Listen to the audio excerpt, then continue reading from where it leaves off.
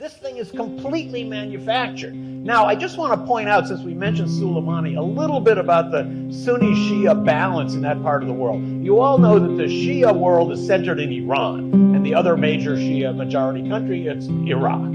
So, Iran has a vital interest, more even than we do, in crushing ISIS and Al-Qaeda related groups, because a fundamental principle of those groups is kill every Shia. So that certainly gives Iran a certain reason to want to fight Shia, those kinds of currents in Iraq and in Syria. That's why Soleimani was a great hero in Iran. He is the greatest ISIS killer of all time.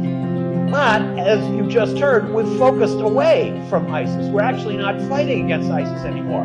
The way to crush terrorism in the Middle East is to build up strong states, strong central governments that control their territories and have armies. We are fighting against that. We don't want strong, stable states, because those that are going to emerge are not going to be subservient to our will. A stable Iraq under the government it has now, a stable Iran under the government it has now, a stable Syria under the government it has now would be great tools in fighting radical extremism. But we oppose that because those governments would express the will of their people, and that's not the will that we want them to express. Their crimes are defiance against the United States. And we consider that to be a greater crime than all that ISIS and Al-Qaeda have done to her.